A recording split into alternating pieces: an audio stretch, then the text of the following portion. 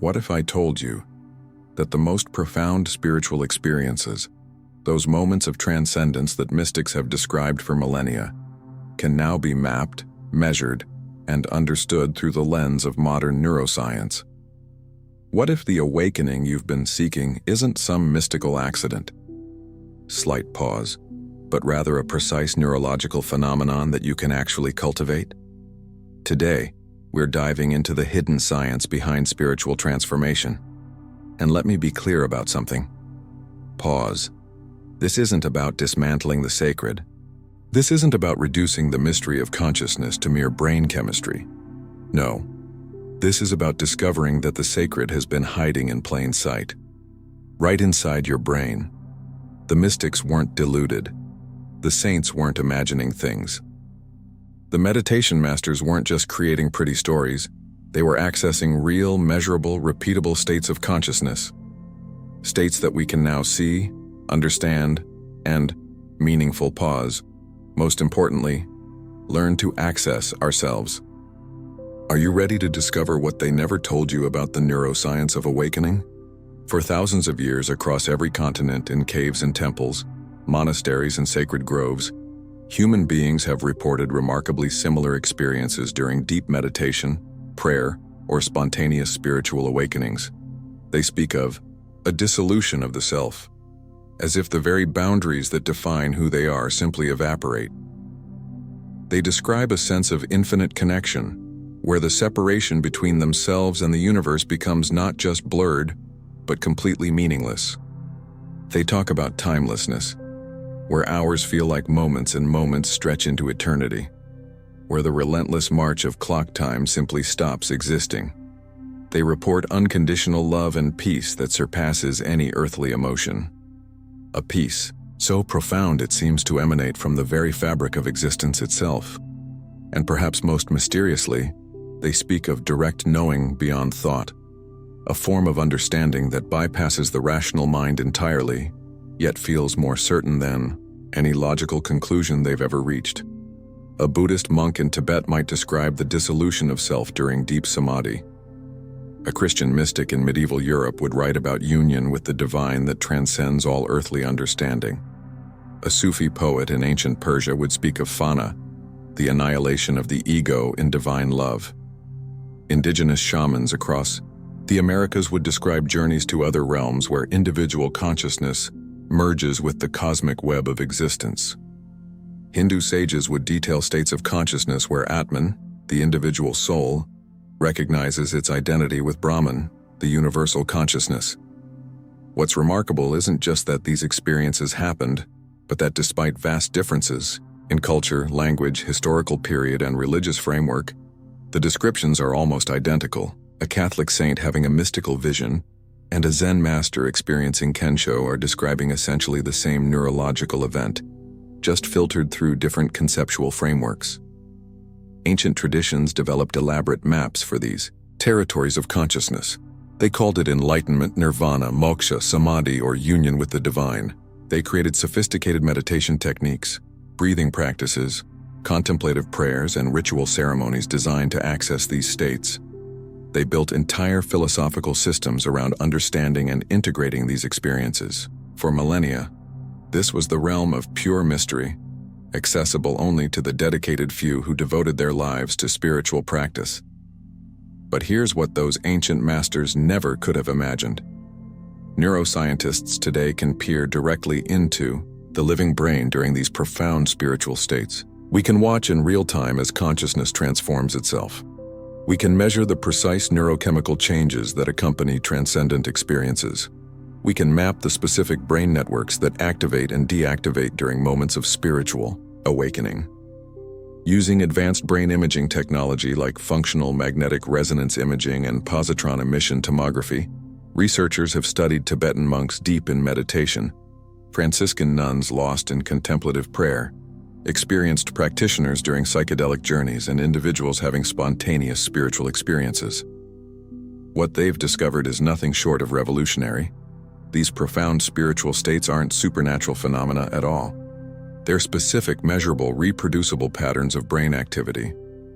The dissolution of self that mystics describe corresponds to decreased activity in specific brain regions responsible for self-referential thinking. The sense of infinite connection correlates with increased activity in areas associated with empathy and compassion. The experience of timelessness maps to altered function in brain regions that process temporal awareness. The unconditional love and peace reflect specific neurochemical cascades involving serotonin, oxytocin, and endorphins. The direct knowing beyond thought corresponds to heightened activity in intuitive processing centers, while analytical regions quiet down. Scientists have even discovered that people can be trained to access these states more reliably through specific practices. Long-term meditators show permanent structural changes in their brains. Areas associated with attention, emotional regulation, and self-awareness become thicker and more active. Regions linked to anxiety, depression, and self-centered thinking become less reactive.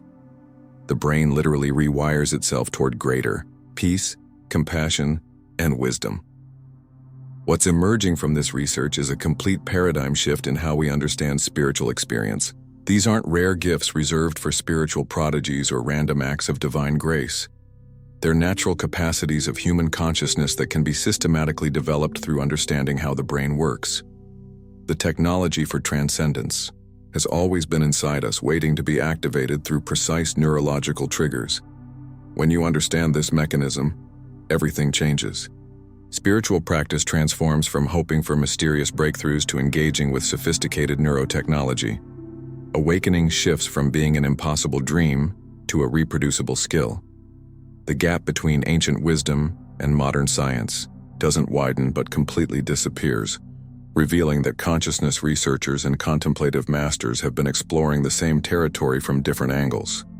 Inside your brain right now, there's a network of regions that scientists have only recently discovered, yet it may be the most important system for understanding human consciousness and spiritual awakening. They call it the default mode network, and it's operating every single moment you're not focused on a specific task.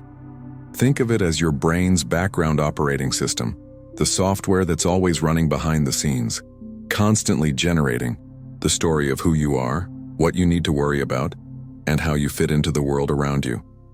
This network was discovered almost by accident in the late 1990s when neuroscientist Marcus Reichel noticed something peculiar in brain scans. When people weren't doing anything in particular, when they were just lying in the scanner with their minds wandering, certain brain regions became more active, not less. This was counterintuitive, because scientists expected the brain to quiet down during rest. Instead, they found a highly coordinated network that springs into action the moment we stop focusing on external tasks. The default mode network includes several key brain regions working in perfect harmony. The medial prefrontal cortex, located right behind your forehead, serves as your self-referential thinking center. This is where thoughts about yourself, your goals, your relationships, and your place in the world get processed. It's constantly asking questions like, how does this relate to me? And what does this mean for my future? It's the part of your brain that generates that stream of self-focused thoughts that runs through your mind throughout the day. The posterior cingulate cortex, located deeper in the brain toward the back, manages your sense of self in time and space. This region integrates information about your personal history with your current experience and future projections.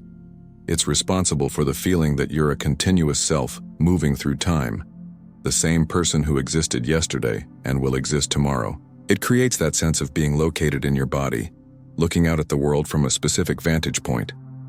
The angular gyrus, positioned where the temporal and parietal lobes meet, serves as a crucial integration hub where memories, emotions, and conceptual knowledge come together to form your sense of identity.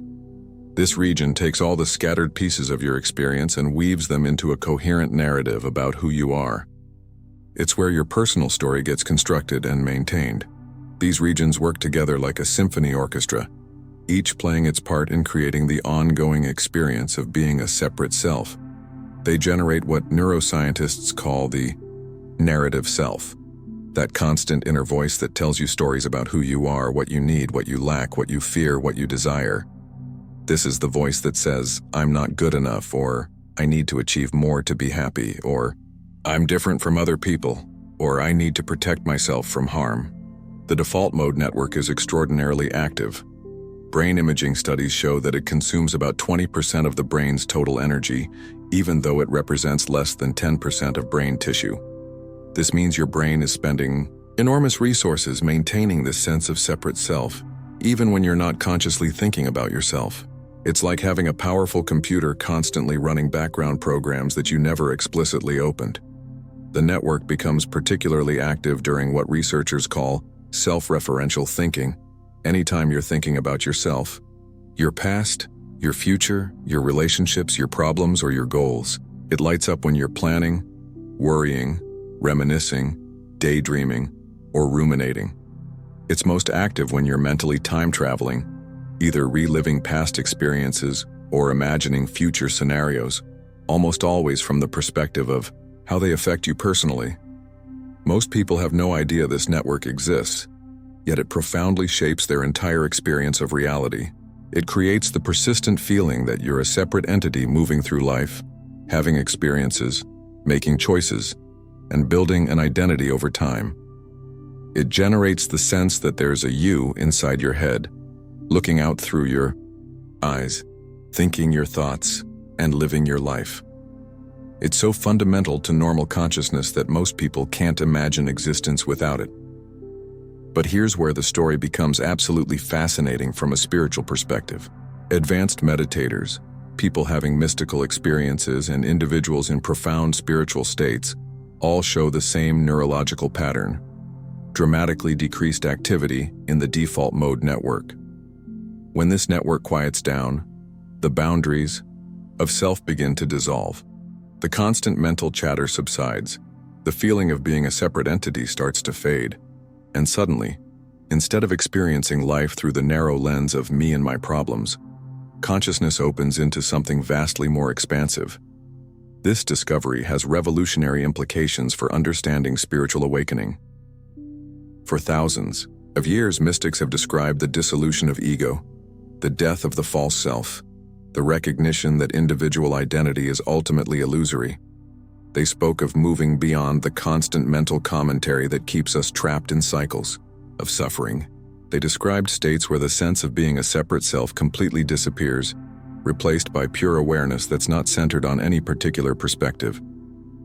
Scientists can now see exactly what's happening in the brain during these experiences. The default mode network, which normally maintains the sense of separate self, becomes less active or in some cases almost completely shuts down. When this happens, the boundaries between self and world, between observer and observed, between subject and object, start to dissolve. Without the constant activity of self-referential thinking, consciousness is no longer filtered through the lens of personal identity. This explains why so many spiritual traditions emphasize practices that quiet the mind. Meditation, contemplative prayer, breathwork, and other contemplative practices all have the effect of reducing default mode network activity. They're not just relaxation techniques or stress management tools. They're sophisticated technologies for temporarily stepping outside the prison of self-centered thinking that the default mode network creates. When the network quiets, people report experiences that sound remarkably similar across cultures and traditions. They describe feeling like they've awakened from a dream of separation. They realize that the constant mental commentary they took to be reality was just one particular mode of consciousness, not consciousness itself. They experience what many call their true nature, awareness that's not dependent on maintaining a separate sense of self. The default mode network isn't inherently problematic. It serves important functions, helping us navigate complex social situations, plan for the future, learn from the past, and maintain a coherent sense of identity over time. The issue arises when it becomes overactive, or when we become completely identified with its output. When the network is stuck in overdrive, constantly generating stories about the self, it can create persistent anxiety, depression, rumination, and the feeling of being trapped in our own heads. Modern life tends to keep the default mode network highly activated. Social media feeds it with constant social comparison. Competitive culture keeps it focused on achievement and status. Consumer messaging triggers desires and inadequacies. Information overload forces it to constantly process how everything relates to our personal situation. We live in an environment that's almost perfectly designed to keep this network spinning at maximum speed, which may explain why anxiety, depression, and feelings of disconnection are so prevalent despite unprecedented material prosperity. Understanding. The default mode network also explains why spiritual practices can feel so challenging at first. When you begin to meditate or engage in contemplative practice, you're essentially asking a network that's been running full speed your entire life to slow down. The network often responds by becoming even more active, generating more thoughts, more stories, more resistance. This is why many beginning meditators experience what seems like increased mental activity rather than the peace they were expecting. But with consistent practice, something remarkable happens. The default mode network begins to develop what researchers call metacognitive awareness, the ability to observe its own activity without being completely caught up in it. Advanced practitioners can watch thoughts arise and pass away without immediately identifying with them. They develop the capacity to step outside the constant stream of self-referential thinking and experience consciousness from a much more spacious perspective. This neurological understanding transforms how we approach spiritual development. Instead of seeing awakening as some mysterious process that might or might not happen to us, we can understand it as a learnable skill involving specific brain networks. We can train our brains to access states of consciousness that aren't filtered through the default mode network's constant, self-referential processing. We can literally rewire our neural circuits toward greater peace, presence, and connection. The implications extend far beyond personal spiritual development. If the default mode network is responsible for maintaining the sense of separation that drives so much human suffering, then practices that quiet this network might be essential tools for creating a more compassionate world. When people experience the dissolution of rigid self-boundaries, they naturally become more empathetic, more connected to others, more concerned with collective well-being rather than just personal advantage. During profound spiritual states, your brain doesn't just change its electrical patterns. It undergoes a complete neurochemical transformation, releasing a symphony of molecules that create experiences so transcendent they've been interpreted as divine intervention throughout human history. But these aren't supernatural phenomena. They're the result of your brain's most sophisticated chemistry, orchestrated with a precision that would make any pharmacologist envious. Serotonin, often called the happiness neurotransmitter, floods your system during deep spiritual experiences in concentrations that dwarf what any antidepressant could achieve. But this isn't the shallow boost you might get from a good meal or pleasant social interaction. This is serotonin operating at levels that fundamentally alter consciousness itself. When serotonin receptors throughout your brain become saturated, particularly the 5-HT2A receptors in your prefrontal cortex, they trigger cascading changes in how different brain networks communicate with each other. These high concentrations of serotonin create what researchers call neural crosstalk. Brain regions that normally operate independently begin communicating in novel ways. Your visual cortex might start sending signals to your emotional centers, creating the vivid inner light that mystics describe. Your memory centers begin talking directly to your empathy networks, generating profound feelings of connection with all beings throughout time. Your language areas start communicating with brain regions that normally process music and rhythm, which is why people in these states often report that thoughts become poetry. That understanding arrives as symphony rather than words. The serotonin flood explains why experiences during spiritual awakening often feel more real than ordinary reality. Serotonin enhances neuroplasticity, the brain's ability to form new connections, while simultaneously reducing activity in brain networks responsible for critical analysis and rational skepticism. This creates a state where insights feel absolutely certain, where truth seems self-evident, where the interconnectedness of all existence becomes not a philosophical concept, but a directly perceived fact. This is the same neurotransmitter system that psychedelics activate, which explains why substances like psilocybin, LSD, and DMT can trigger experiences virtually identical to those reported by mystics throughout history. The plants and chemicals aren't creating something foreign to human consciousness. They're simply triggering neurochemical processes that contemplative practitioners learn to access through meditation, prayer, and other spiritual practices. The pathway to transcendence has always existed within us, but serotonin doesn't work alone. GABA, your brain's primary inhibitory neurotransmitter, increases dramatically during spiritual states, creating a neurochemical foundation of profound peace. GABA functions like the brain's master volume control, turning down excessive neural activity and creating states of deep calm. During spiritual experiences, GABA levels can increase by several 100%, effectively silencing the constant mental chatter that normally occupies consciousness. This GABA surge explains the characteristic peace that accompanies spiritual awakening. It's not simply the absence of anxiety or stress.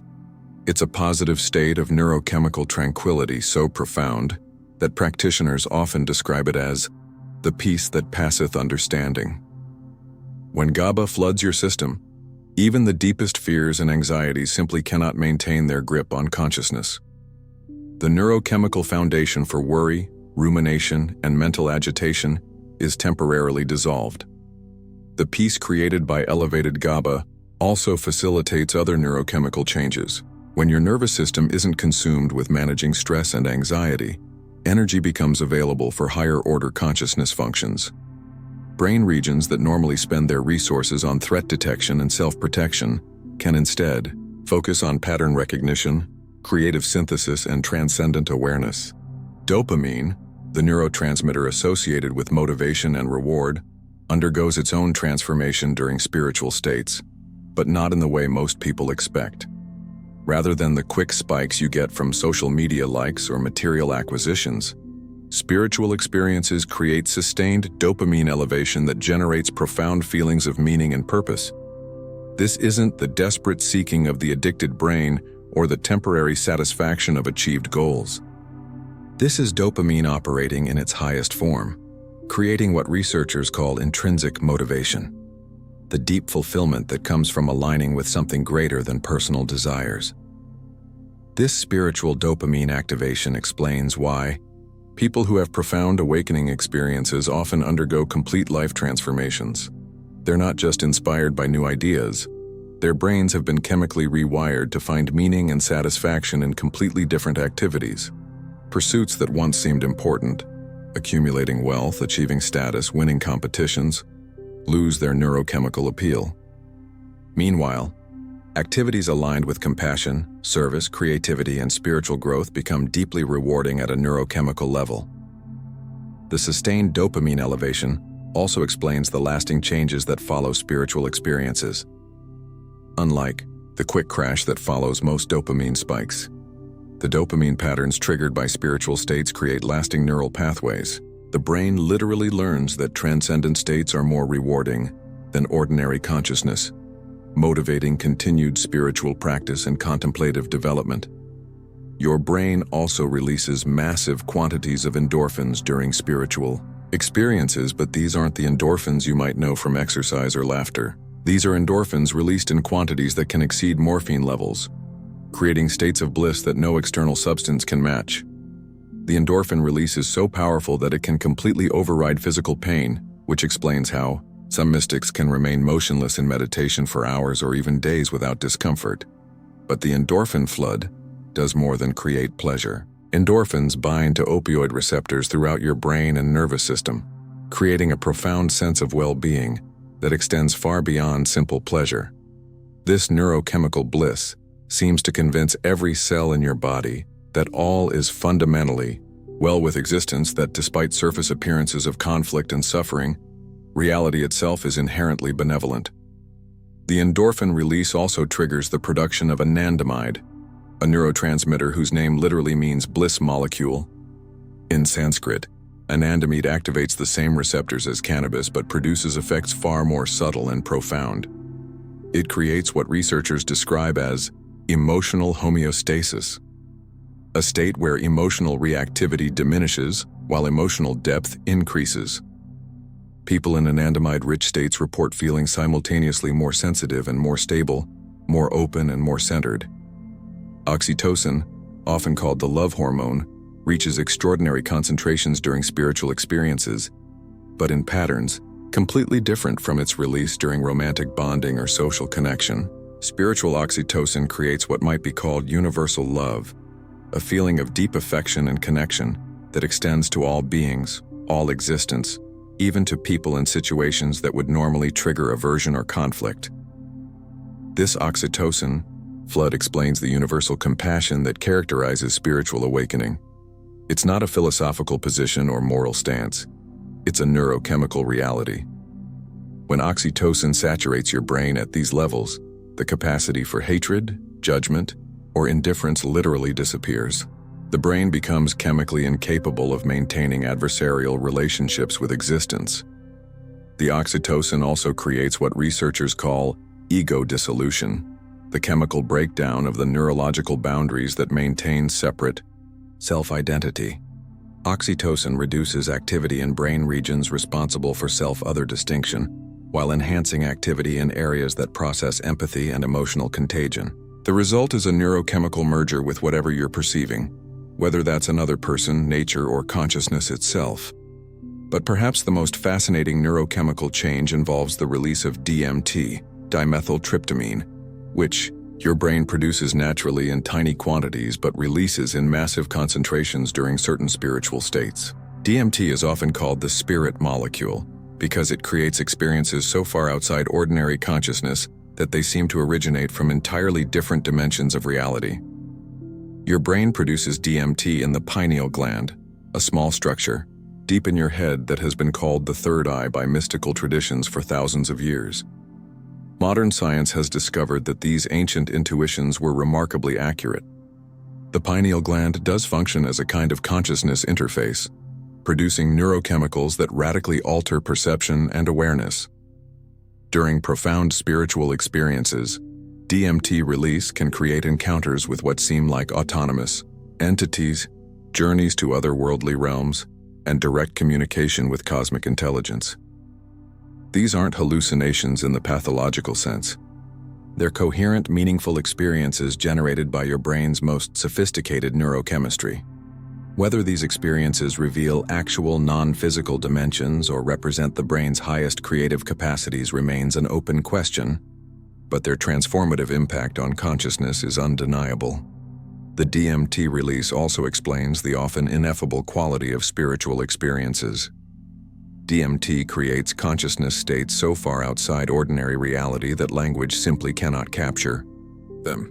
People struggle to describe their experiences not because they're being mystical or vague, but because the neurochemical states they've accessed generate forms of awareness that transcend the conceptual categories that language depends upon. All of these neurochemicals work together in precise timing and proportions, creating a symphony of consciousness transformation that unfolds over minutes, hours, or even days. The sequence matters as much as the individual chemicals.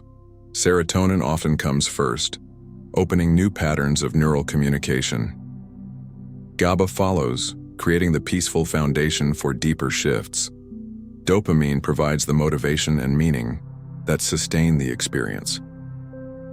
Endorphins and anandamide generate the bliss that convinces you these states are worth pursuing. Oxytocin dissolves the boundaries between self and other, and DMT, when it appears, transports consciousness into territories that seem to exist beyond the physical brain entirely. Your brain, quite literally, becomes a pharmacy of transcendence, producing combinations of neurochemicals that create states of consciousness more profound than any external substance could generate. These aren't random chemical accidents. They're the result of millions of years of neural evolution, sophisticated systems that allow consciousness to explore its own deepest potentials. The neurochemical symphony explains why spiritual experiences feel more real than ordinary reality, why they create lasting transformation, and why they've been so consistently reported throughout human history. Your brain possesses the most advanced consciousness-altering technology ever discovered, and every human being carries this potential within their own neural chemistry. The more scientists study awakened states of consciousness, the more they uncover a series of paradoxes that seem to contradict everything we think we know about how the mind works. These aren't philosophical riddles or mystical puzzles designed to confuse rational thinking. They're observable neurological phenomena that reveal fundamental truths about the nature of consciousness itself. The paradoxes emerge directly from the brain's architecture, from the way different neural networks interact when consciousness transcends its ordinary boundaries. To find yourself, you must lose yourself. This ancient wisdom, echoed across every mystical tradition, turns out to be precise neurological instruction. The self you think you are, the one that narrates your experience and makes your decisions, is generated by specific brain networks that maintain boundaries, create narratives, and filter all experience through the lens of personal identity. When these networks quiet down, when the default mode network stops its constant self-referential chatter, something extraordinary happens. The loss of the constructed self reveals what neuroscientists are beginning to call pure awareness, consciousness without a center, awareness that isn't filtered through any particular perspective. Brain imaging studies of advanced meditators show this paradox in action. As activity decreases in regions responsible for self-referential thinking, activity increases in areas associated with spacious awareness and present moment attention. The brain literally trades the narrow bandwidth of self-focused consciousness for the vast expanse of open awareness. You lose the feeling of being a separate entity looking out at the world, but you gain access to a form of consciousness that feels more fundamental, more real, more essentially you than the everyday self ever did. This neurological paradox explains why people who undergo profound spiritual experiences often report feeling like they've come home to their true nature. They haven't gained something new. They've removed the neurological constraints that were limiting their natural state of consciousness. The brain stops using energy to maintain artificial boundaries and redirects that energy toward pure perception, unfiltered by the story of who you think you are. To know everything, you must know nothing. This paradox emerges from how the brain processes information during transcendent states. Ordinary consciousness depends heavily on categorization, comparison, and conceptual thinking. Your brain constantly sorts experience into known categories, relates new information to existing knowledge, and filters everything through established beliefs and assumptions. This analytical processing happens primarily in the left hemisphere and requires enormous neural resources. During spiritual awakening, analytical processing dramatically decreases, while holistic, intuitive processing increases. The brain stops trying to fit experience into conceptual boxes and instead perceives directly, without the mediating layer of thoughts and ideas. This creates a form of knowing that bypasses rational analysis entirely. People in these states often report understanding things they couldn't possibly explain, accessing knowledge that feels both completely certain and utterly beyond their normal intellectual capacity. Neuroscientists have discovered that this intuitive knowing activates different brain networks than analytical thinking. Instead of the sequential, linear processing of language-based thought, the brain engages in what researchers call global workspace processing, simultaneous integration of information from multiple brain regions that creates sudden, complete understanding rather than step-by-step reasoning. This is why insights during spiritual states often arrive as complete downloads rather than logical conclusions. The knowing nothing aspect refers to the temporary suspension of all the accumulated knowledge, beliefs, and assumptions that normally filter perception. When conceptual thinking quiets down, the brain stops overlaying reality with its interpretations and encounters experience directly. This creates a state that mystics call beginner's mind, or don't know mind, approaching reality with the fresh perception of someone who has never seen anything before. Paradoxically, this state of not knowing often provides access to information that wouldn't be available through analytical thinking. When the brain stops filtering experience through preconceptions, it can perceive patterns, connections, and possibilities that were previously invisible. This explains why breakthrough insights in science, art, and innovation often emerge during contemplative states when analytical thinking relaxes. To feel completely connected, you must release all attachment. This paradox involves the neurochemistry of bonding and the brain networks that maintain emotional connections. Normal emotional attachment activates specific neural circuits that create feelings of need, dependency, and possessiveness. These circuits generate the neurochemical patterns, Associated with clinging, jealousy, and the fear of loss, they're designed to maintain survival-based relationships and ensure continued access to resources and protection. During spiritual states, these attachment circuits become less active, while networks associated with unconditional love and universal connection become highly active. The brain stops generating the neurochemical patterns of needy attachment and instead produces the chemistry of boundless love. This creates the paradoxical experience of feeling more connected to everything while being attached to nothing. The neurological explanation involves oxytocin and other bonding chemicals operating in completely different patterns than they do during ordinary attachment. Instead of creating exclusive bonds that depend on specific relationships continuing in particular ways, the brain generates inclusive love that extends equally to all beings and situations. This universal love doesn't depend on anyone behaving in specific ways or relationships maintaining particular forms. Brain scans show that people in states of spiritual love have active empathy networks and compassion circuits, but quiet activity in brain regions that process social hierarchy, competition, and resource scarcity. The result is love without the neurological anxiety that usually accompanies attachment. You can feel profound connection with someone while simultaneously being completely okay with whatever choices they make, whatever direction their life takes, whether they remain in your life or not. This neurological shift explains why spiritual awakening often involves releasing relationships that are based on mutual neediness, while deepening connections that are based on genuine appreciation and love. The brain simply stops finding satisfaction in attachment-based relationships and becomes more attracted to connections that don't depend on getting anything from other people. To transcend suffering, you must fully embrace it. This paradox emerges from how the brain processes pain and resistance. Ordinary consciousness attempts to avoid psychological pain through various neurological mechanisms. The brain activates defensive circuits, creates mental strategies to escape uncomfortable feelings, and generates stories that justify avoiding difficult experiences. These avoidance patterns require enormous neural energy and often amplify the very suffering they're designed to prevent. During spiritual awakening, the brain's relationship to pain transforms completely. Instead of activating resistance circuits, consciousness learns to approach difficulty with what neuroscientists call metacognitive awareness, the ability to observe pain without immediately fighting it. Brain regions that normally process pain as emergency situations become less reactive, while areas associated with acceptance and equanimity become more active. This creates the paradoxical discovery that pain itself isn't suffering. Pain is just sensation and emotion moving through consciousness.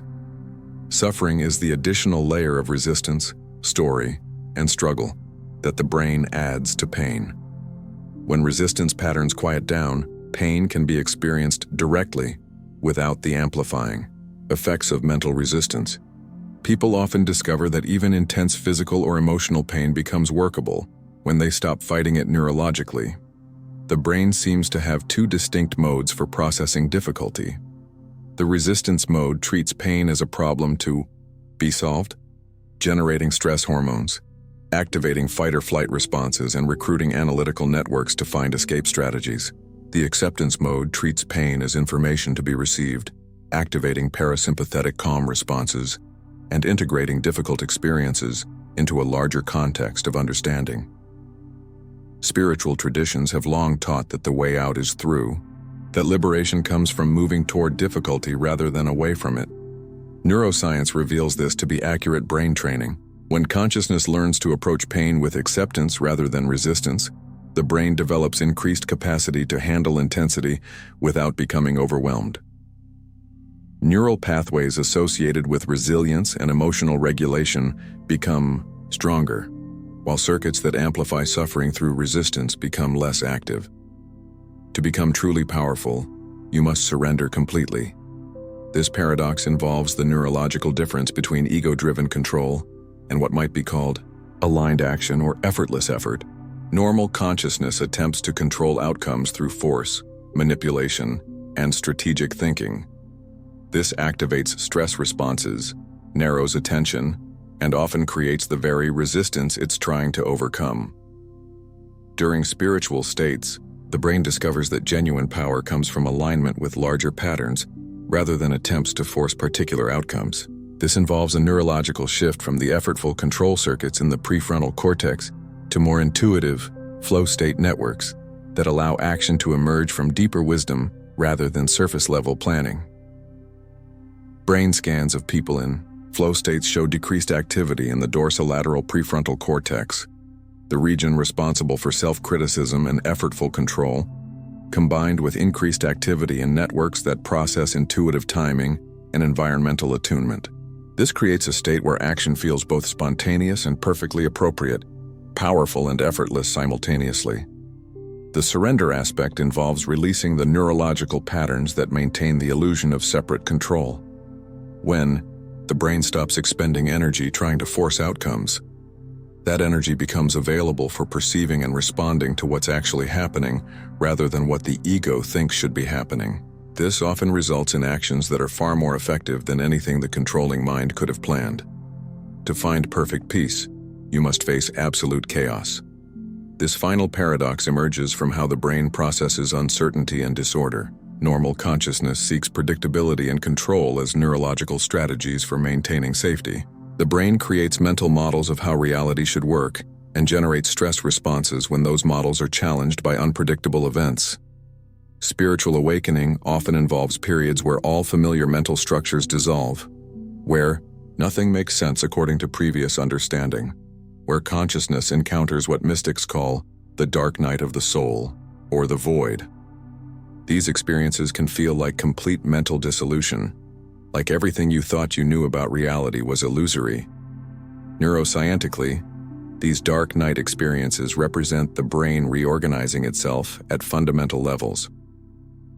Old neural patterns that created familiar but limited forms of consciousness are breaking down to make room for more expanded awareness. The chaos isn't pathological.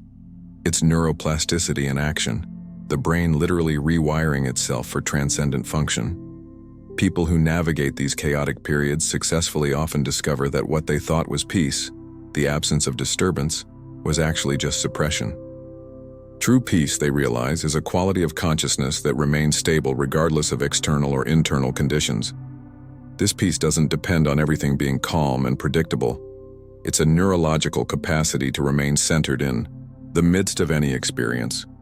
The brain develops this capacity through exposure to manageable doses of uncertainty and intensity.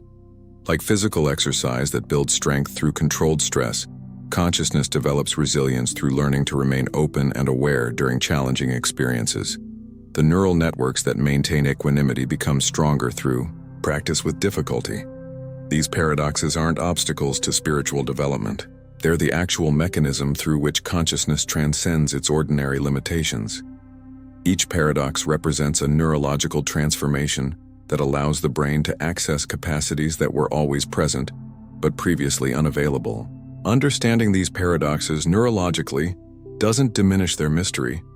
It reveals that the mystery is even deeper than we imagined, woven into the very fabric of how consciousness operates in the physical brain. Once you understand the neuroscience behind spiritual awakening, everything about your relationship to consciousness transforms. This isn't abstract knowledge that sits in your head alongside other interesting facts. This is operational intelligence that fundamentally changes how you approach every moment of your existence. Spiritual awakening shifts from being some random lightning strike of grace that might or might not happen to you, to becoming a reproducible neurological state that you can systematically cultivate using precise techniques. Meditation suddenly makes complete sense in ways that traditional explanations never captured. When teachers tell you to sit quietly and watch your breath, they're not asking you to perform some mystical ritual hoping for mysterious results. They're giving you specific instructions for training your default mode network to operate differently. Every time you notice your mind wandering and gently return attention to your breath, you're literally strengthening neural pathways that support present moment awareness while weakening the circuits that maintain constant self-referential thinking. The breath itself becomes a neurological tool rather than just a meditation object. When you breathe slowly and deeply, you activate your parasympathetic nervous system, triggering the release of GABA and other calming neurotransmitters. When you extend your exhales longer than your inhales, you stimulate the vagus nerve, which directly influences the brainstem regions that regulate consciousness states. When you create specific breathing rhythms, you entrain your brain waves into patterns that support transcendent awareness. Breathwork practices that seemed exotic or esoteric suddenly reveal themselves as sophisticated neurotechnology.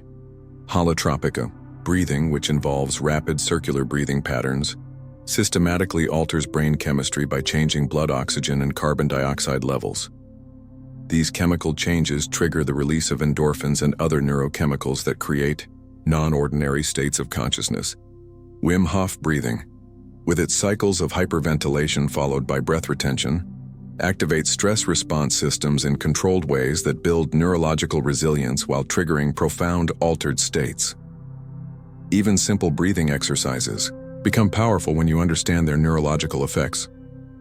Box breathing, where you inhale for 4 counts, hold for 4, exhale for 4, and hold empty for 4, creates rhythmic patterns that synchronize brain activity and promote coherence between different neural networks.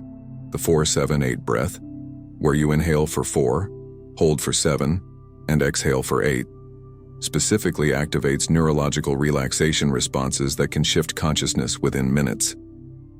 Contemplative practices across all traditions suddenly make sense as different approaches to the same neurological destination. Christian contemplative prayer, where practitioners sit in silence and release thoughts as they arise, trains exactly the same neural networks as Buddhist mindfulness meditation. The Jesus prayer, with its repetitive invocation combined with breath awareness, creates the same brainwave entrainment as mantra meditation. Lectio Divina, the practice of slowly reading sacred texts while allowing insights to emerge, activates the same intuitive processing networks as Zen koan study.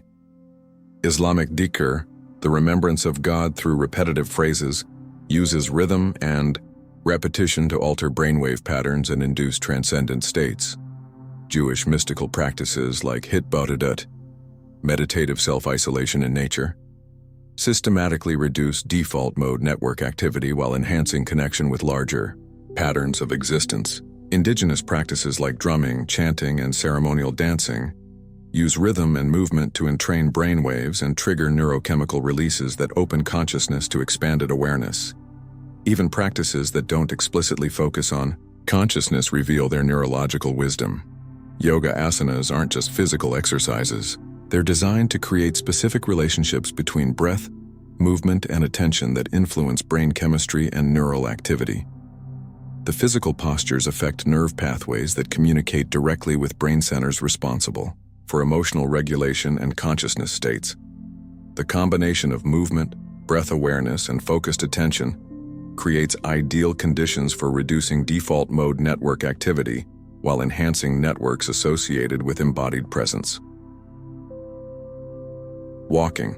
Meditation transforms from a secondary practice to a primary neurological training method. When you walk slowly and deliberately while maintaining awareness of sensations, you're training multiple brain networks simultaneously. The rhythm of walking naturally entrains brainwaves into meditative patterns. The sensory attention required to feel each step engages present moment awareness networks. The balance and coordination needed for slow walking activates brain regions that support integrated consciousness. The neurological perspective reveals why different practices work better for different people and at different times.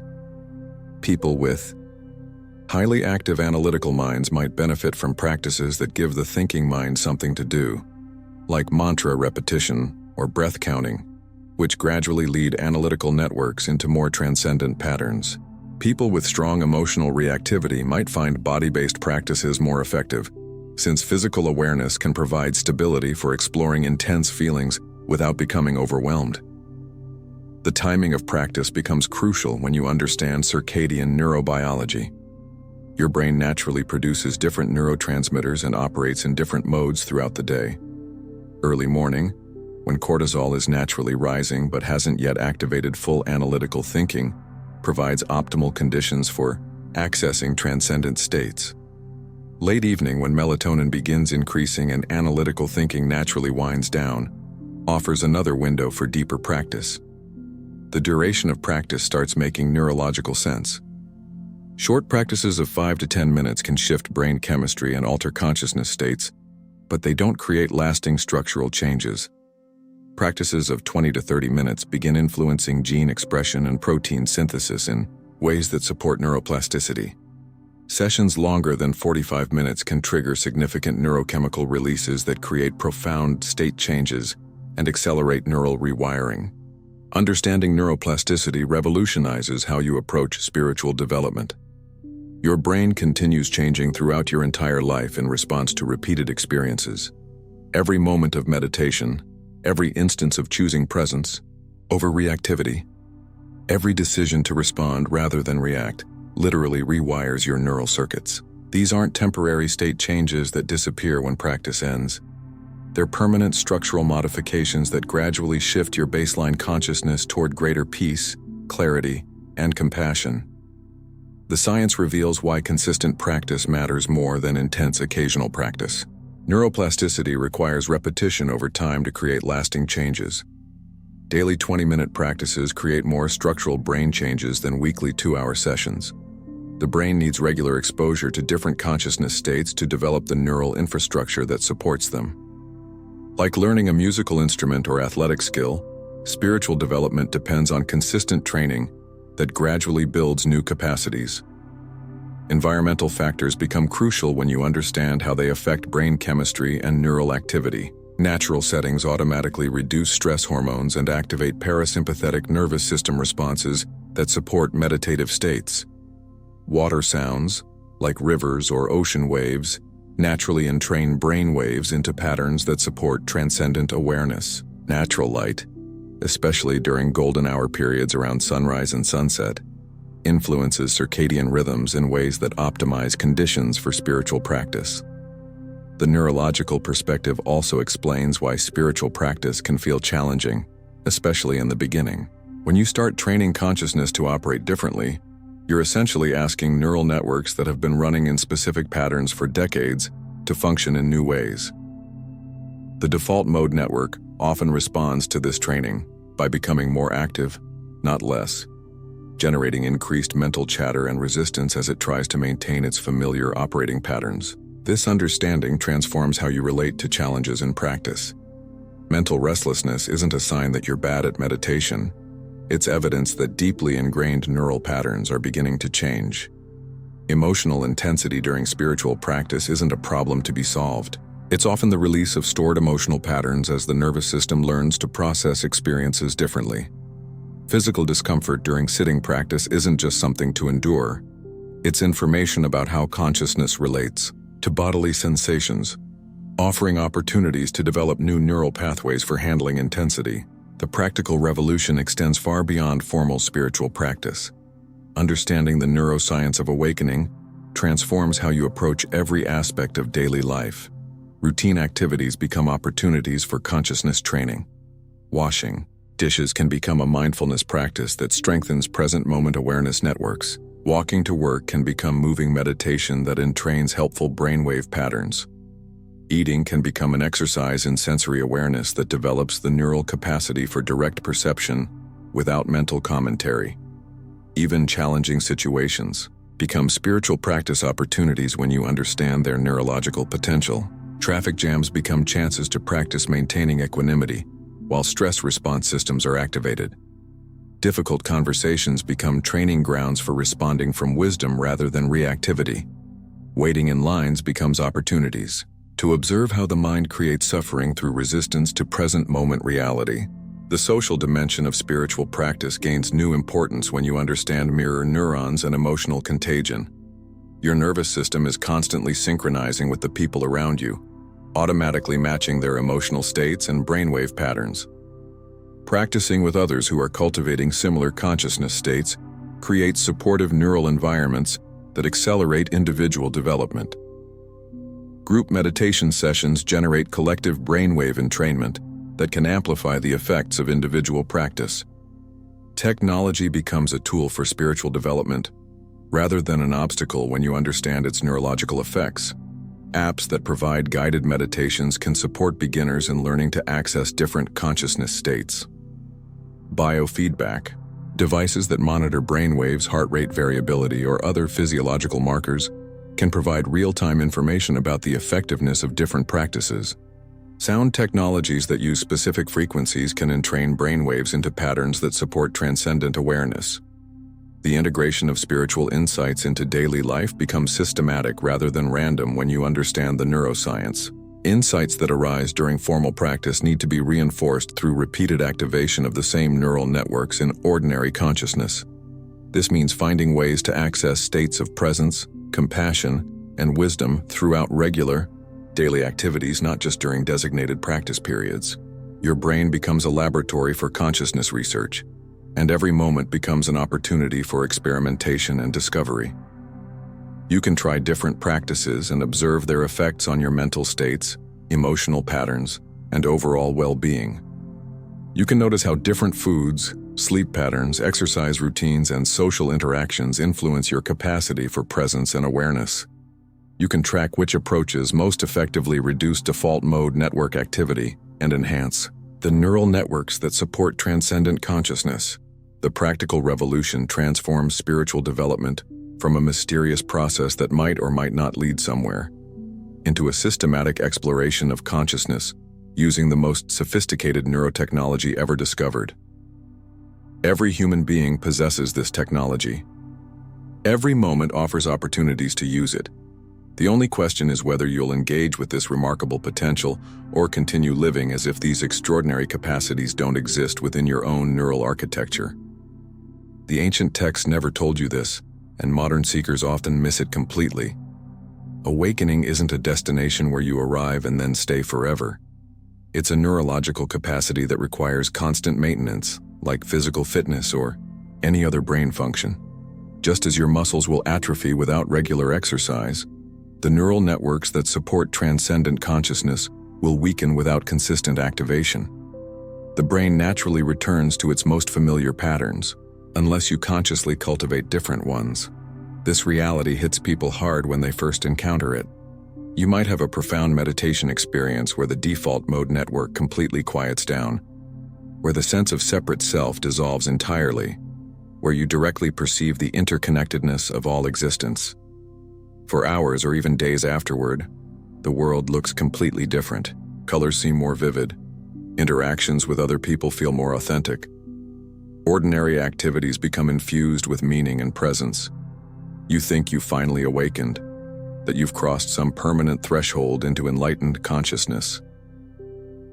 Then, gradually, sometimes suddenly, the familiar patterns of mental reactivity return. The inner critic starts its commentary again. Anxiety about future events begins gnawing at your peace. You find yourself getting irritated by traffic or frustrated with coworkers. The extraordinary clarity and compassion that felt so natural, just days before, seem impossible to access. You wonder if the whole experience was just a temporary illusion, if spiritual awakening is actually possible for ordinary people like yourself. This cycling between transcendent states and ordinary consciousness isn't a failure of spiritual practice. It's exactly how neuroplasticity works.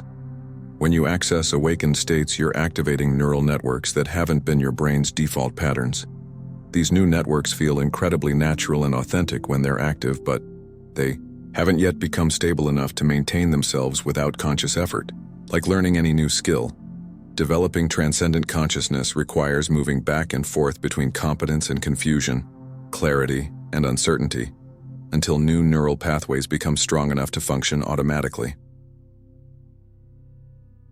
The integration challenge becomes even more complex when you realize that ordinary modern life is systematically designed to reinforce the very neural patterns that awakening transcends.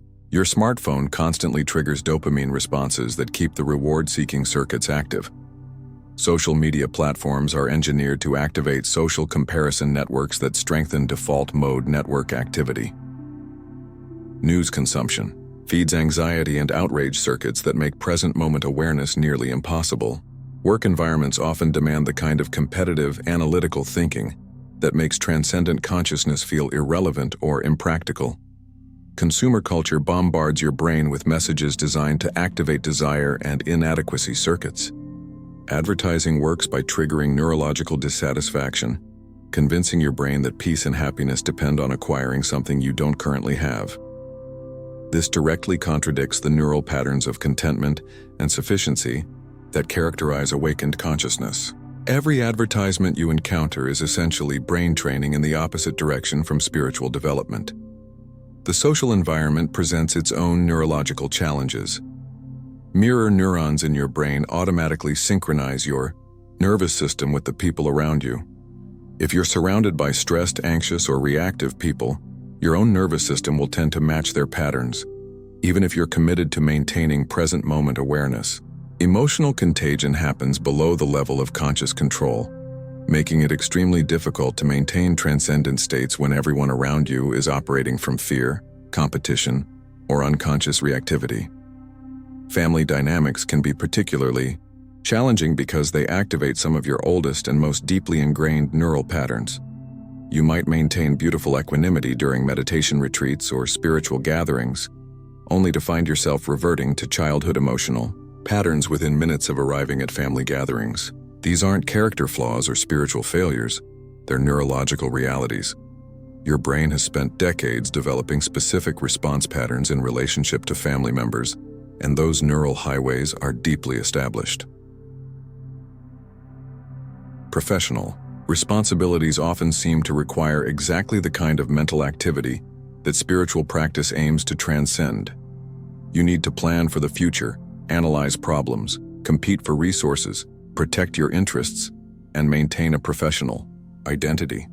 These activities primarily engage analytical thinking networks and ego maintenance circuits that can directly contradict the spacious awareness and ego-transcendent perspective of awakened consciousness. Many people struggle with feeling like they have to choose between spiritual development and worldly effectiveness. The integration challenge intensifies when you realize that most people have no framework for understanding or supporting transcendent consciousness. If you try to describe profound spiritual experiences to friends, family, or colleagues who haven't had similar experiences, you often encounter skepticism, concern, or simple incomprehension. Well-meaning people might suggest that you're becoming too detached from reality or avoiding practical responsibilities. This social pressure can create doubt about the value of spiritual development and push you back toward more conventional ways of thinking and living. Medical and psychological systems often pathologize experiences that are actually signs of healthy spiritual development.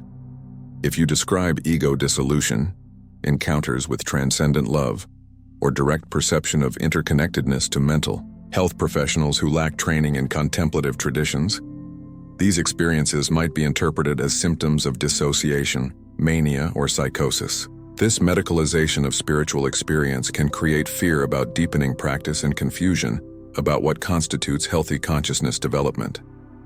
The speed of modern life presents another neurological obstacle. Awakened consciousness tends to emerge from states of slowing down, deepening attention, and allowing natural rhythms to guide activity. Contemporary culture demands rapid task switching, immediate responses to digital communications, and constant stimulation that keeps the nervous system in chronic activation. Finding opportunities for the kind of spacious awareness that supports transcendent consciousness becomes increasingly difficult in environments that reward speed and productivity above contemplative depth. Financial pressures can feel incompatible with spiritual values and awakened consciousness. You might have profound experiences of contentment and sufficiency during spiritual practice, only to face rent payments, healthcare costs, or family financial responsibilities that seem to require exactly the kind of anxiety-driven striving that spiritual practice helps you transcend. The apparent conflict between spiritual peace and economic survival creates internal tension that can destabilize contemplative insights. The integration challenge also involves learning to function effectively in the world while maintaining access to transcendent consciousness. This requires developing what might be called bilingual consciousness, the ability to engage analytical thinking and ego-based decision-making when appropriate, while staying rooted in spacious awareness and transcendent perspective. You learn to use conventional mental tools without being completely identified with them, to play social and professional roles without losing contact with your deeper nature.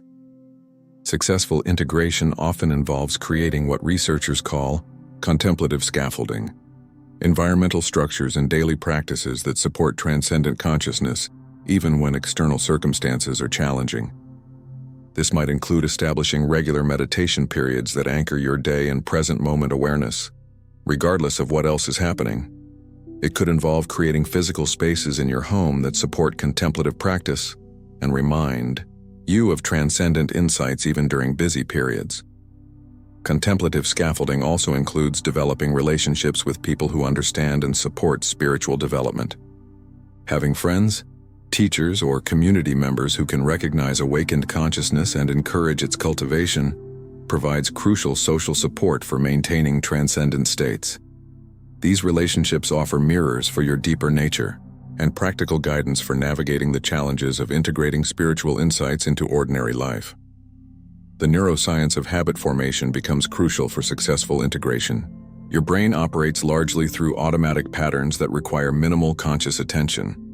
If you can establish daily practices that regularly activate transcendent consciousness networks, these practices gradually become as automatic as brushing your teeth. Morning meditation, evening contemplative reading, mindful eating, or walking practices can become neural habits that maintain access to awakened states even when life becomes challenging. Learning to recognize the early signs of returning to unconscious patterns becomes essential skill for integration. Your brain usually shows subtle changes before major shifts in consciousness occur. You might notice increased mental reactivity, reduced capacity for presence, growing anxiety about future events, or decreased interest in spiritual practice. Recognizing these early warning signs allows you to adjust your practices, modify your environment, or seek additional support before losing access to transcendent consciousness entirely. The integration process often involves developing practical wisdom about when and how to share spiritual insights with others. Speaking about transcendent experiences requires sensitivity to your audience's capacity for understanding and genuine motivation to support their development rather than impress them with your spiritual achievements. Premature or inappropriate sharing can create social complications that actually hinder continued spiritual development. Integration also means learning to trust transcendent consciousness, even when it doesn't immediately solve practical problems in obvious ways. Awakened states often provide guidance that contradicts conventional wisdom or requires patience to understand fully. Learning to follow contemplative insight while also handling practical responsibilities requires developing confidence in consciousness itself as a reliable guide for navigating life's complexity. The long-term integration challenge involves allowing spiritual development to naturally transform your life priorities, relationships, and activities without forcing dramatic changes or rejecting aspects of ordinary life that continue to serve authentic purposes. Some people undergo complete lifestyle transformations following profound awakening experiences, while others find that spiritual development primarily changes their inner relationship to existing circumstances rather than requiring external changes. Physical health becomes crucial for sustained integration because transcendent consciousness depends on nervous system stability and optimal brain function. Sleep deprivation, poor nutrition, lack of exercise, or chronic stress can make awakened states virtually impossible to access or maintain. Taking care of your body becomes spiritual practice, ensuring that your neural hardware can support the software of transcendent consciousness. The ultimate integration challenge involves allowing awakened consciousness to become so natural and established that it no longer feels like spiritual practice. Advanced practitioners often report that transcendent awareness becomes their ordinary state of consciousness, requiring no special techniques or conditions to maintain. They've successfully rewired their neural network so that present moment awareness, compassion, and wisdom become their brain's default operating mode, rather than special states they occasionally access through specific practices. This level of integration represents the brain's remarkable capacity for transformation. With sufficient practice and proper support, the neural networks that maintain awakened consciousness can become as stable and automatic as any other learned skill. The challenge isn't whether this transformation is possible. The challenge is creating the conditions and maintaining the commitment necessary for your brain to complete this remarkable Evolutionary leap in consciousness. When you understand that spiritual awakening is rooted in neuroscience, something profound shifts in how you perceive every human being you encounter. That shift creates ripple effects that extend far beyond your personal spiritual development, transforming your relationships, your work, your community involvement, and ultimately contributing to a collective evolution in human consciousness that we're only beginning to understand. That difficult person in your life, the one who constantly creates drama and seems impossible to deal with, suddenly becomes visible through completely different eyes. You realize they're not fundamentally flawed or deliberately malicious. They're operating from an overactive default mode network that's trapped them in cycles of self-referential thinking, anxiety, and reactive behavior. Their brain is stuck in patterns that generate suffering for themselves and everyone around them. But these are neurological patterns, not character defects. When you understand this, judgment naturally transforms into compassion because you recognize that they're essentially unconscious, operating from neural programs they never chose and probably don't even recognize. This neurological perspective reveals that what we typically call personality disorders, mood disorders, and behavioral problems are often expressions of nervous systems that have become dysregulated through trauma, stress, or simply lack of training in contemplative awareness. The person who explodes in anger isn't evil. Their amygdala has been conditioned to perceive threats everywhere, and their prefrontal cortex hasn't developed sufficient capacity to regulate emotional responses. The person who seems selfish and inconsiderate isn't morally deficient. Their empathy networks may be underdeveloped while their survival-focused neural circuits dominate their decision-making processes. Road rage becomes a perfect example of consciousness temporarily hijacked by primitive brain circuits. When someone cuts you off in traffic and you feel that surge of anger, you're witnessing an amygdala response that's designed to mobilize your body for physical combat against tribal enemies. The person driving aggressively isn't a bad person. They're a modern human whose ancient nervous system is responding to traffic stress as if it were life-threatening danger. Their rational thinking centers have gone offline while fight-or-flight circuits take control of their behavior. Understanding this neurological reality doesn't excuse harmful behavior, but it transforms how you respond to it. Instead of taking other people's unconscious actions personally, you recognize them as expressions of neural patterns that have nothing to do with you specifically. This recognition naturally generates patience and compassion, while also protecting you from absorbing other people's emotional reactivity into your own nervous system. That feeling of loneliness that so many people experience in our hyper-connected age becomes understandable as a brain that's temporarily forgotten its fundamental interconnectedness. Loneliness isn't actually about being physically isolated from other people. It's a neurological state where the brain's social connection networks have become less active, while circuits that maintain the sense of separate self have become dominant. People can feel profoundly lonely in crowded rooms or intimate relationships when their neural networks are operating in isolation mode. The epidemic of anxiety and depression that characterizes modern life starts making sense when you understand how contemporary environments affect brain chemistry and neural activity. Our brains evolved for small tribal communities, natural environments, and physical challenges that required immediate responses. Modern life presents our nervous systems with constant low-level stress, artificial environments, sedentary lifestyles, and abstract problems that can't be solved through physical action. The result is chronic activation of stress response systems, combined with insufficient activation of the neural networks that generate meaning, connection, and peace. Social media platforms become visible as sophisticated neural manipulation technologies that exploit specific vulnerabilities in human brain architecture. The intermittent reinforcement schedules built into likes, comments, and shares trigger dopamine responses that create addictive behavioral patterns. The social comparison mechanisms built into these platforms activate competitive neural circuits that generate inadequacy and status anxiety. The outrage algorithms that dominate news feeds systematically trigger fight-or-flight responses that make contemplative awareness virtually impossible to maintain. Political polarization reveals itself as a natural result of brains operating in threat detection mode rather than contemplative awareness. When people feel anxious or unsafe, Their neural networks naturally sort the world into allies and enemies, us and them, good and bad. Nuanced thinking becomes neurologically difficult when the brain is focused on survival rather than understanding. The increasing political division in many societies isn't primarily about policy disagreements.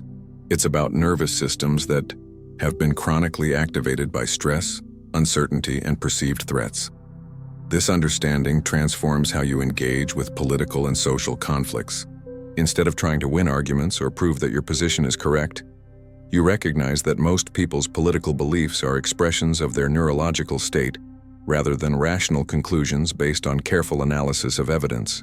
People can't think clearly about complex social issues when their brains are dominated by fear, anger, or tribal loyalty circuits. Creating conditions for genuine dialogue requires first helping people's nervous systems feel safe and regulated.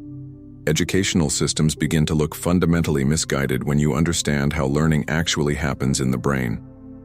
Traditional education focuses almost exclusively on transmitting information and developing analytical thinking skills, while completely ignoring the contemplative capacities that allow for wisdom, creativity, and emotional regulation. Students are expected to sit still for hours while their natural movement needs are suppressed, to compete with each other while their innate cooperation instincts are frustrated, and to memorize abstract information while their brains are designed for experiential learning. The result is educational environments that systematically stress developing nervous systems while failing to cultivate the inner capacities that lead to genuine happiness and effectiveness in life. Students graduate with heads full of information but often lack basic skills for managing their emotions, relating authentically to other people, or finding meaning and purpose in their lives. They've been trained to think, but not to be present, to analyze, but not to feel, to compete, but not to collaborate. Healthcare systems reveal their limitations when viewed through the lens of consciousness research.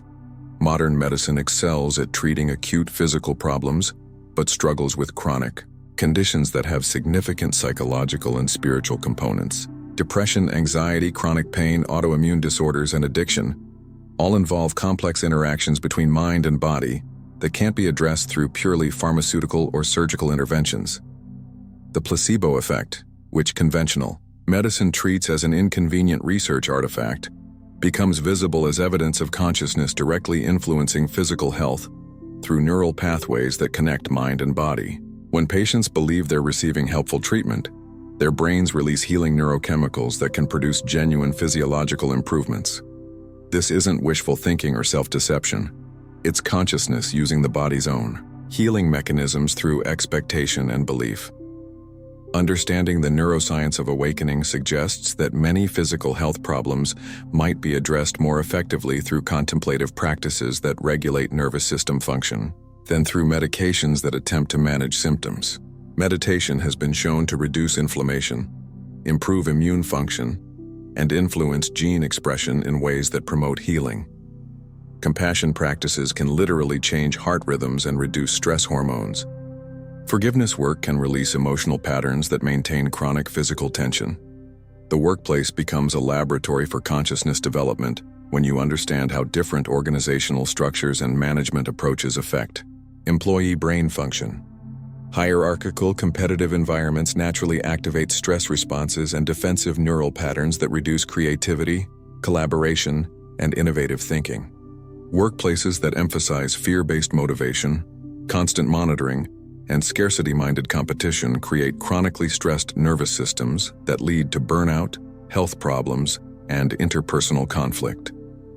Organizations that understand neuroscience can create work environments that support optimal brain function and human flourishing. Flexible schedules that honor natural circadian rhythms improve cognitive performance and emotional regulation. Collaborative rather than competitive structures activate neural networks that support creativity and problem-solving. Meditation rooms, nature access, and stress reduction programs help employees maintain the neurological balance necessary for peak performance and job satisfaction. Leadership takes on completely different meaning when understood through consciousness.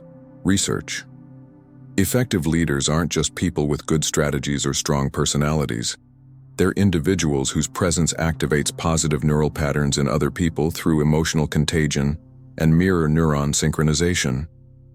When leaders operate from awakened consciousness, their calm confidence and compassionate clarity naturally influence everyone around them to access similar states. The most powerful leaders are often those who have done significant inner work to develop emotional regulation, present moment awareness, and genuine care for others' well-being. Their leadership effectiveness comes not from manipulation or control, but from their capacity to help other people access their own wisdom and creativity.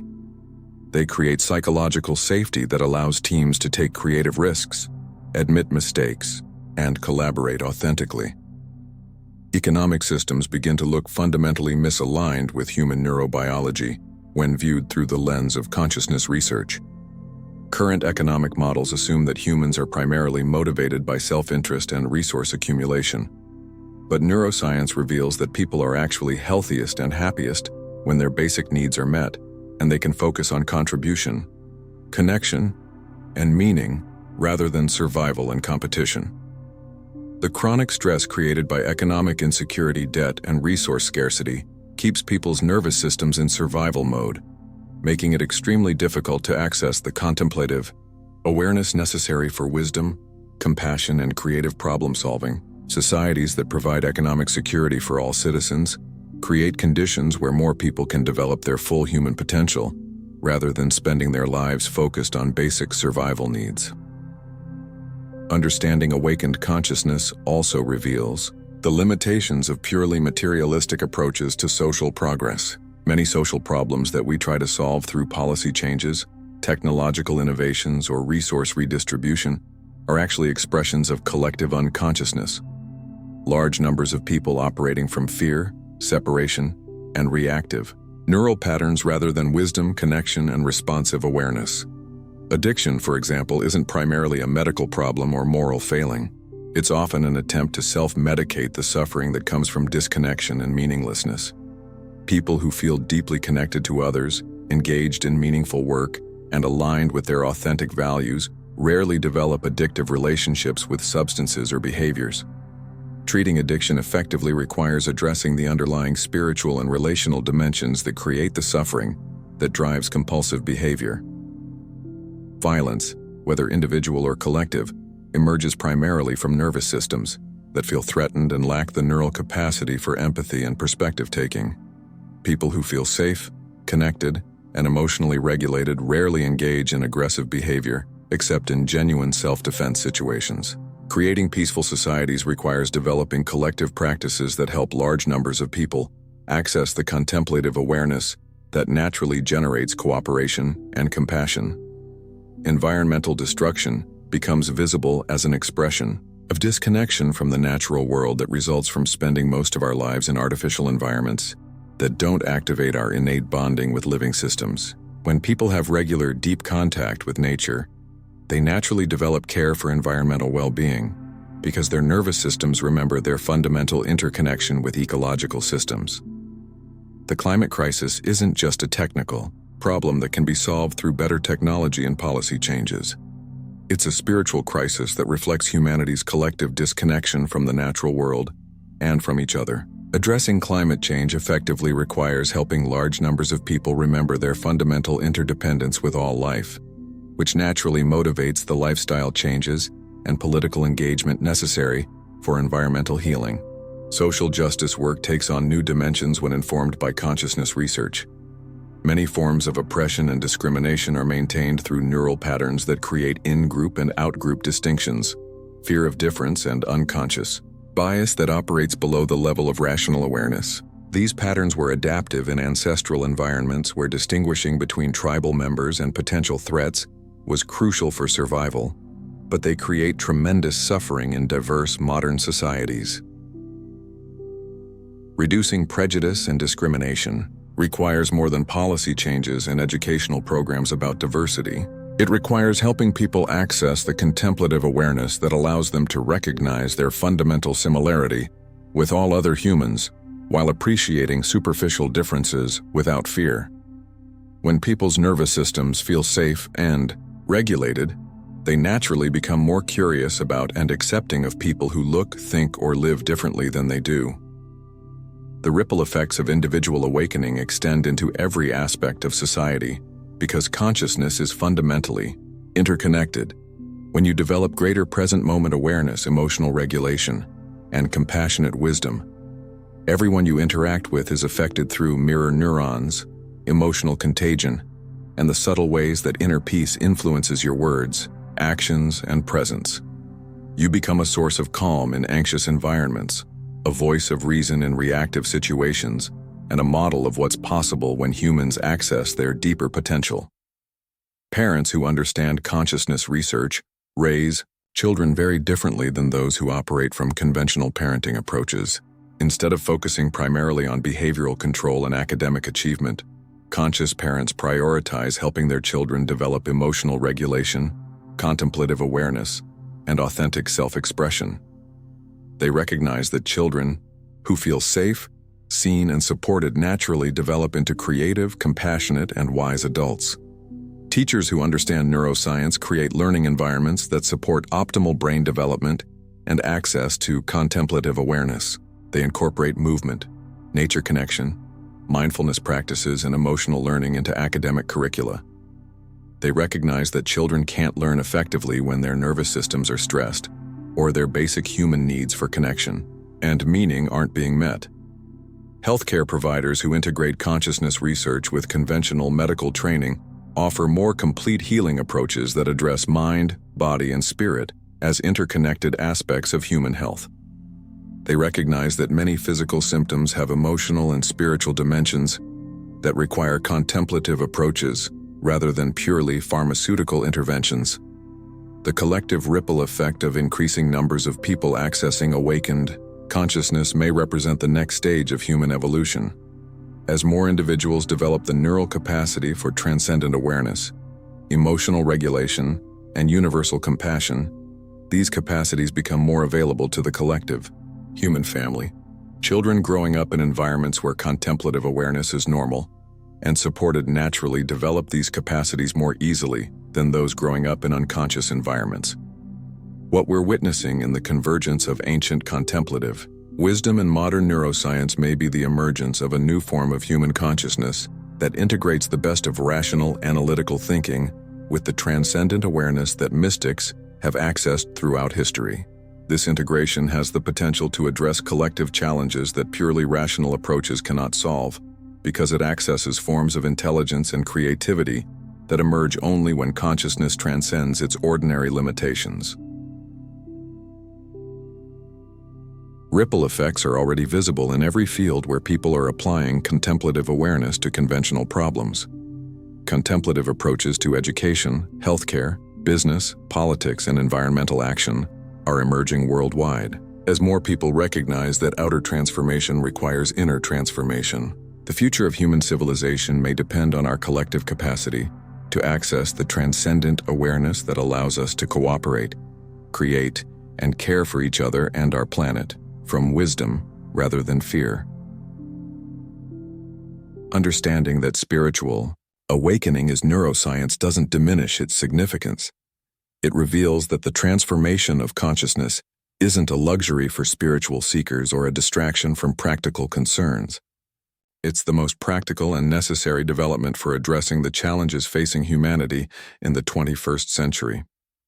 Every moment of contemplative awareness you cultivate contributes to the collective awakening that our world urgently needs.